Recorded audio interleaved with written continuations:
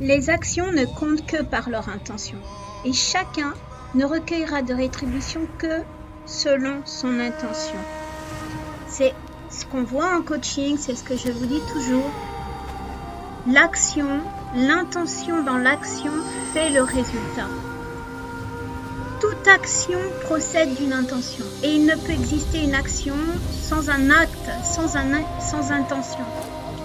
Et ce que vous allez mettre dans cette intention va déterminer le résultat de votre action.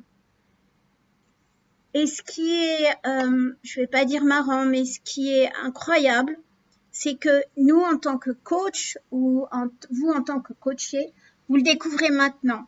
Ça fait quelques années qu'on en parle, de l'action, etc.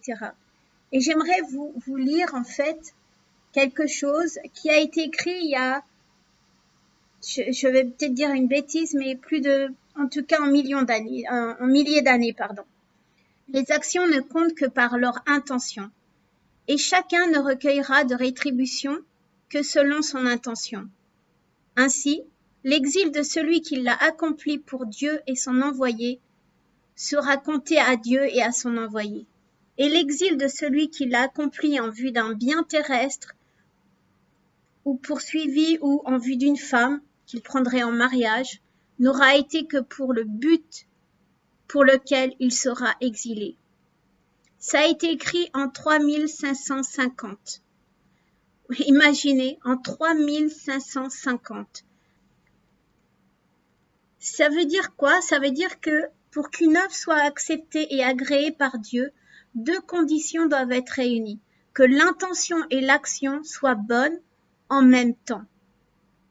Et la chose incroyable, c'est exactement ce qu'on enseigne actuellement en 2020 en coaching. Je vous rappelle que cette hadith date de 3550 ans. Une action est bonne si l'acte accompli vise à être agréé et accepté par Dieu. C'est pour Dieu que je prie, je jeûne, que je fais du bien, que mon comportement est sain vis-à-vis de ma famille, mes voisins, mes semblables. Une œuvre est bonne si elle est conforme à la loi et à la morale musulmane. Lorsque l'intention est bonne, l'œuvre bonne est agréée et rétribuée par Dieu. Par contre, si l'intention est mauvaise, même si l'action est bonne en elle-même, cette dernière n'est pas recevable auprès de Dieu. Il faut aussi remarquer que la bonne intention ne peut rendre pieuse une mauvaise action. L'intention siège au cœur de l'individu. Elle n'est pas nécessairement prononcée. Elle n'est connue que par son auteur et son créateur. Peut-être on a tendance à l'oublier.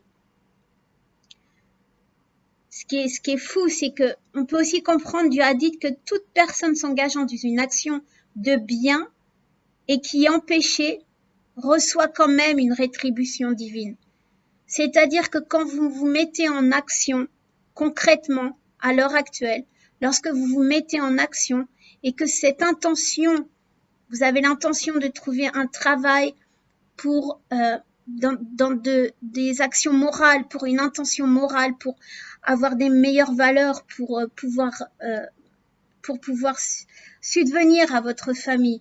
Quand vous cherchez un partenaire avec une intention de vraiment réussir ce mariage et d'offrir à votre partenaire la paix et l'amour, quand vous avez l'intention de gagner de l'argent pour pouvoir aider les autres, toutes ces intentions vont créer une action de bien et que même si vous êtes empêché, que vous avez des barrières, etc., cette action va vous revenir un jour ou l'autre.